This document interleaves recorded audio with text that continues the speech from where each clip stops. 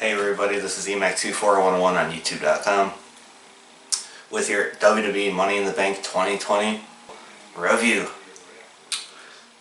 We kicked off and opened Money in the Bank with a Fatal 4-Way SmackDown Tag Team Championship match. The New Day, who are your reigning defending SmackDown Tag Team Champions, versus the Forgotten Sons, Miz and Morrison and Lucha House Party. I thought that this was a pretty enjoyable tag team match. New Day does actually pick up the victory here. They retain the SmackDown Tag Team titles. Now, to beat all three of these teams, I think that they will now move on. Hopefully they get new challengers, at least. But the SmackDown doesn't actually have that big of a tag team division. So in my opinion, I don't actually know where they're going to go from here, because they beat out three teams, even though you could say they didn't pin two of them. It's just like when you start beating everyone, it kind of starts becoming boring or repetitive, just not interesting. You're just like, give other people chances, give other people opportunities, you know what I'm saying? So hopefully do something interesting. Hopefully I'm into it, because this SmackDown Tag Team division, I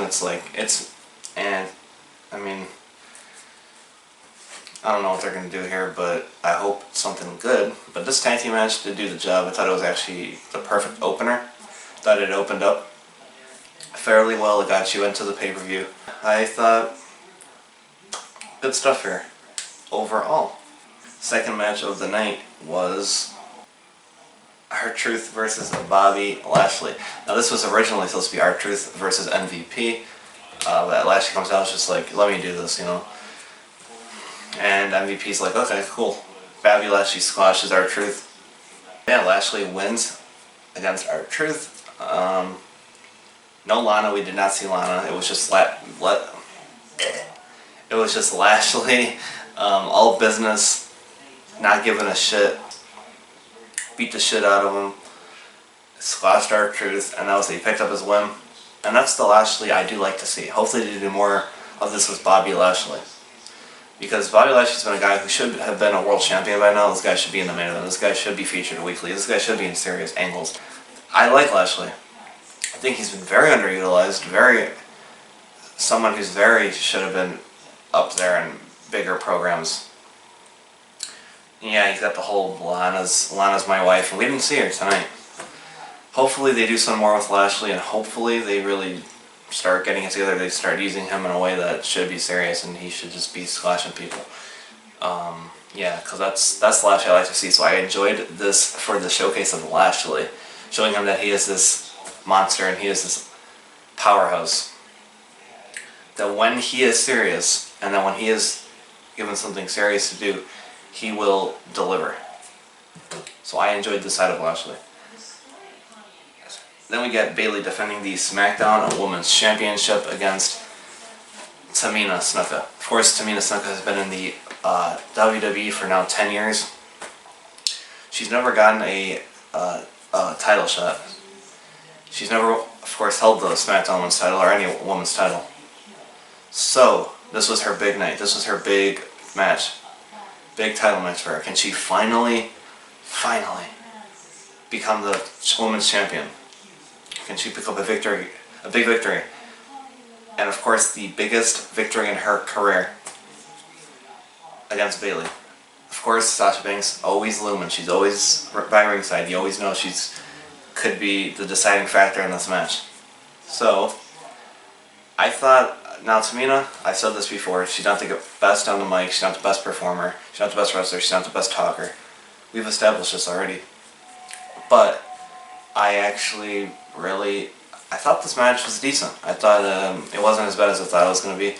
Bayley, of course, is phenomenal. The only female Grand Slam champion. She's held the SmackDown Women's title. Obviously, she's the current SmackDown Women's champion. She's been a Raw Women's champion.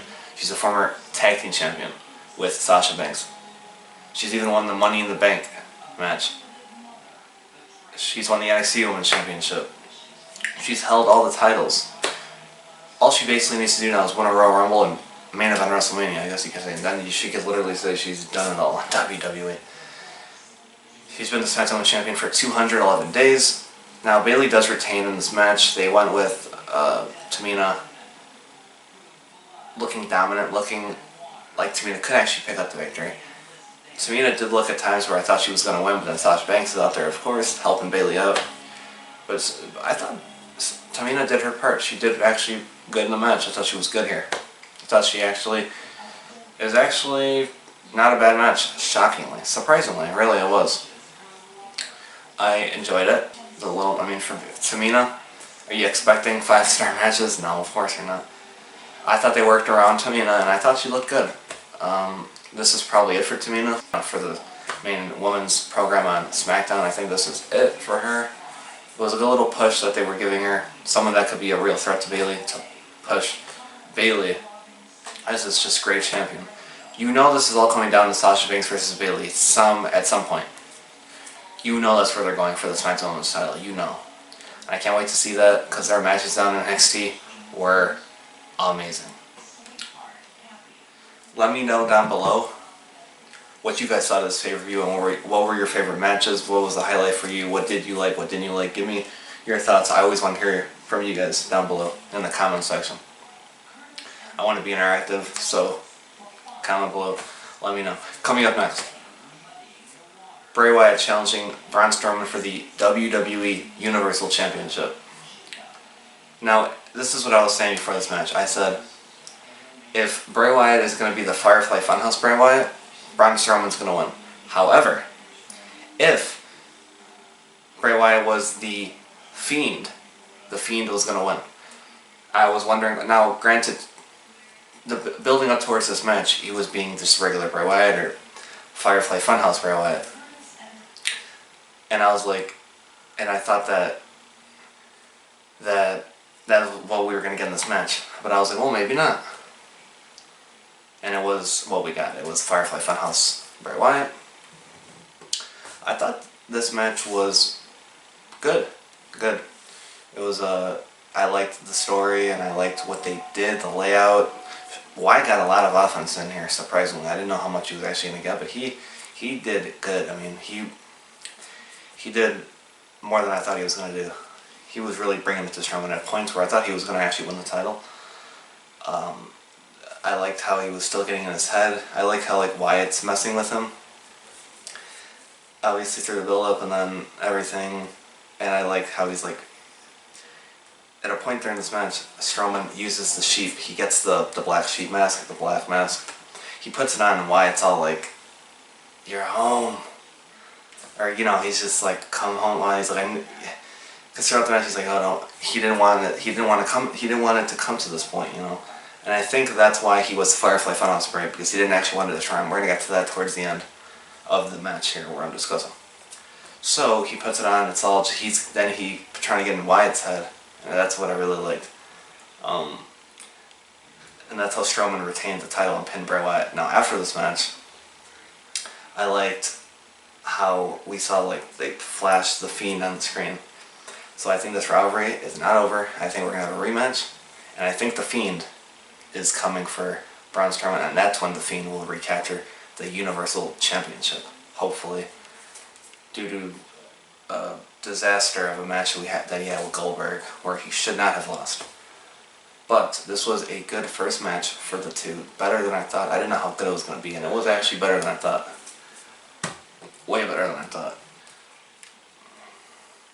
This pay-per-view has been better than I thought it was going to be. I didn't know how good it was going to be. I don't ever think these pay-per-views are ever going to be disasters. I don't go into any pay-per-view like, "Oh, this is going to be a shit pay-per-view." But so far, it's actually been a pretty fun pay-per-view, enjoyable. And one of the better pay-per-views, I think, of 2020. Maybe the best, but we're not there yet. Then we get Drew McIntyre defending the WWE Championship against Seth Rollins.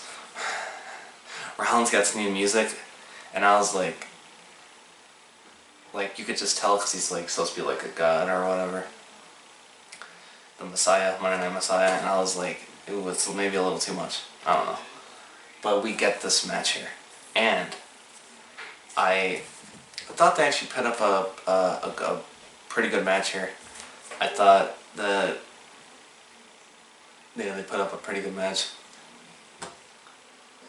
considering they've had multiple matches in the past. But this one had high stakes. It was for the WWE Championship. and actually a good match. McIntyre retains the title. Of course, he was coming off of momentum from beating Brock Lesnar, but Seth Rollins also beat Brock Lesnar, something they both did. And I like the story going into it, how Rollins' point of why he had to capture the title. And then McIntyre, and I thought, no, this rivalry's probably over, because then they shake hands and everything. But I'm wondering what Seth Rollins will do from here and who will be Drew McIntyre's next challenger. But I am glad that Drew McIntyre did pick up the win here, because he should not lose in this first title defense. Hopefully he gets a lengthy reign with the title. Then we get the main event. Technically 2 matches at the same time. 2 main events in one. Now this was not live. They taped this weeks back at the at WWE headquarters. So we get it's the men's Money in the Bank ladder match and women's Money in the Bank ladder match. So yeah, this was unique. This was different. This was something we've never seen before. This was the first time ever Money in the Bank ladder match. They switched it up. This was something fresh, new, and I gotta say, right off the bat, I loved it. I loved this match. This was the best match of the night. This was a ton of fun. I thought it hit all the right notes. It had comedy, action packed. I thought they played around with some stuff. We had cameos, you know, from like John Laurinaitis, Vince McMahon, Stephanie McMahon. I thought it was a ton of fun. I thought it really was. I loved it. I loved this match. Combining both these together, I didn't know how it was going to work, but it actually was amazing for me. I mean, it was everything I wanted and more. So eventually, now, the only thing I will say, if I have one critique about this match, I will say that when they all kind of met up into the food, where we see Paul Heyman and Otis is like, food fight, and they kind of start throwing food at each other, I was kind of like, ooh, this is a little too much. I thought it was like, I got worried, but no, they were actually able not to focus on that too much, and they got back to business. I thought going around all the WWE headquarters, like the start of the match, I thought it was awesome. I thought Asuka being smart, jumping on all of them and getting the head start, going in the elevator, and just trying to figure out how to get to the top of headquarters. Because they've never been in these matches before. This is not an actual Money in the Bank match. I mean, it's not a proper one that we've seen before. I wouldn't mind if they've done this, if they do this yearly. It's a one-time thing. Something that they've done for the first time. And I thought it, once again, paid off. They're doing great with these like first-time ever matches that are unique and different. For me, Asuka wins the women's Money in the Bank ladder match. However, Corbin was stupid. He fucking is trying to not tell Asuka to win. He's like trying to get her down. And I'm like, really? What are you doing? Asuka fucking beats his ass. Punches him. Asuka wins the women's Money in the Bank ladder match, which I'm very happy. And I like that. Asuka kind of lost her momentum when she lost to Charlotte 2 years ago at WrestleMania when the streak was broken. But I hope, WWE, don't do it. Don't do it to yourself. Don't fucking do it. Please. Please don't do it. Have Asuka, when she does cash in, successfully cash in. Don't make her unsuccessful at cashing in. Crown her the Raw Women's Champion. Do it, WWE. When she does do it, I'm happy with it. I think this is now... They know what they did, and they know Asuka's one of the dangerous women in WWE, and they know that how talented she is. They know how much the crowd loves her, and I think that's why they pulled the trigger here with Asuka winning, and I'm very happy about that. What do you guys think? Did you like Asuka winning, or did you want someone else to win? Now, I'm not saying that this was my favorite to win or the one I wanted the most. I would have liked to have seen Dana Brooke win, but hey, Asuka wins, and I'm very happy about that. Okay, now we gotta talk about this.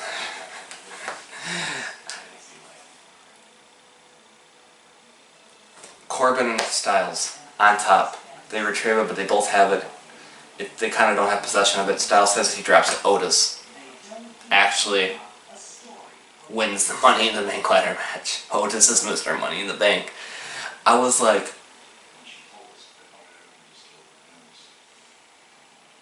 I was just looking at the two. Literally, I was in shock. I was in disbelief. I really didn't expect Otis to win at all. He didn't even have to climb the fucking ladder. And he won, so that was shocking. I was really like my jaw was dropped. I really was shocked. I still can't believe Otis won. Otis is Mr. Money in the Bank, and does that mean he's gonna be a world champion? I don't know. He might be unsuccessful catching in, but I mean, he's gonna get a world title shot.